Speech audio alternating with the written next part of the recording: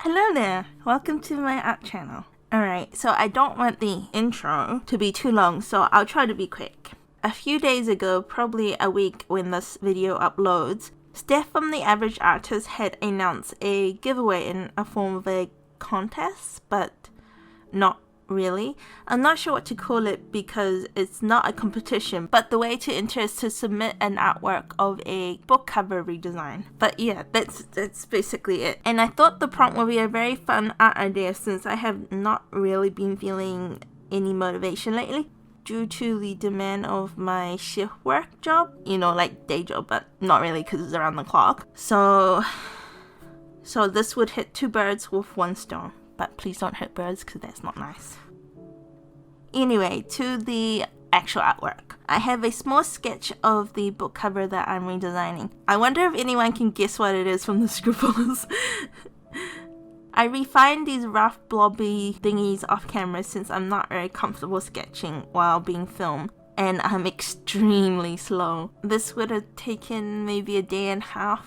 I just get distracted watching videos and stuff along the way. But my sketchbook had a slightly clearer version of the ideas and elements that I want to put in the painting, but in honesty, it's not much clearer.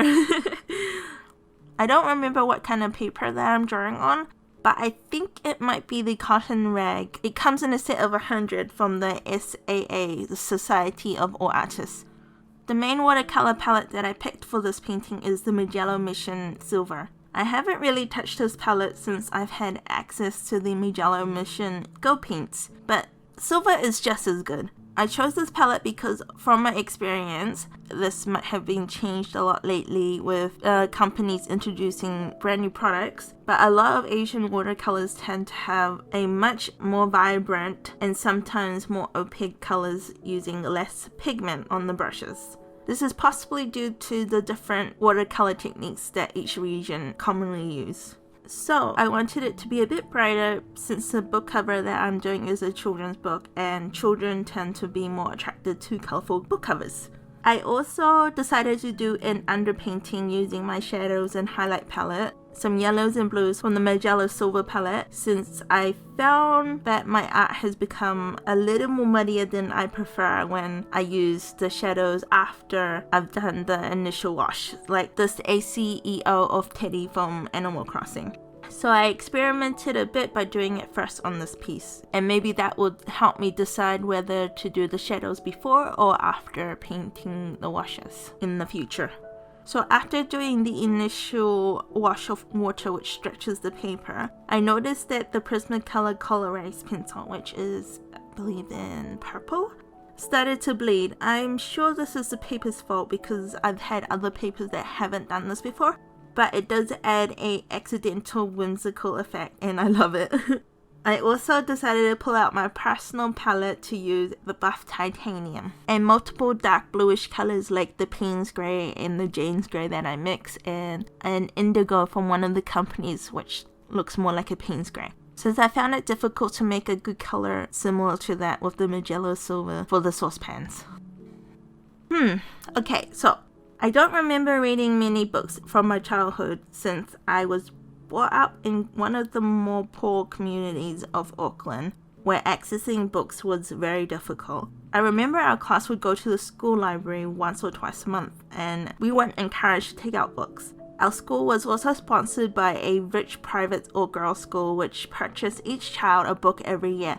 And if I was lucky, I would be able to go to the mobile bus library, which is owned by the local council, before school every 2-ish weeks if my mother had time to drop us off at the local corner store. But that was almost nearly impossible because I remember having a lot of overdue fees. From these experiences, I grew up not liking reading much. And that made studying as an adult very, very hard. And due to the lack of exposure, I can probably list the books that I did read as a child, and that would include the series by Tamora Pierce, the Witch series, the comic books. I don't know where they're gone now, but I really want them back. Chinese Cinderella, which was one of the options for this redesign project, but I decided not to because I felt that it was kind of rude to redesign a book cover about someone's life where the book cover had a photo of that person, you know? Charlotte's Webs, and I'm sure that's been done a few times, and of course, the Faraway Tree Stories, which is this one. It was also the most memorable book that I read. I remember reading and wanting to visit the area where the magical tree was located. Moonface and Silky were my favorite characters, and Saucepan Man was just there, but I found him annoying at times. I wanted to taste all the sweet treats that the children were able to eat, like the pop biscuits. And I think the googly buns, I don't know, it's been a while. And of course the famous slippery slide or slip or something like that. That was located in the middle of Moonface's home. I think I remember reading about squirrels or some sort of tree creature going down on the ropes to pick up the cushions after the inhabitants of the tree would use to slide. I think. I'm sure of it. But yeah, as you can tell, some of these aspects are a little bit fuzzy, but all these created the scene for me in my head. With the cover page of the book where Moonface was inviting the children into his house for tea, and I think I remember the author writing that everything was round in his room, so that's what I try to include in this scene.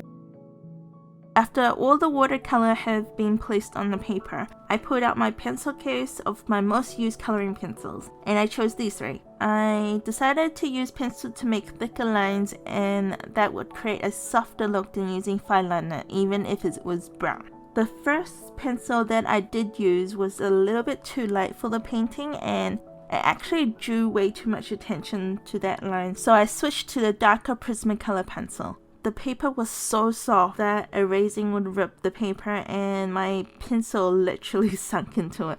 It was like drawing on very thin layer of foam and not paper. And because of that, I honestly didn't like working with it much. I really like how this piece turned out, but I knew something was missing. The title and the author. But at this point, I liked what I've created so much that I didn't want to ruin it with my bad handwriting. And I couldn't erase any of the guidelines I make in pencil without ripping the paper. So the other only options that I could think of was using a clear sheet of paper.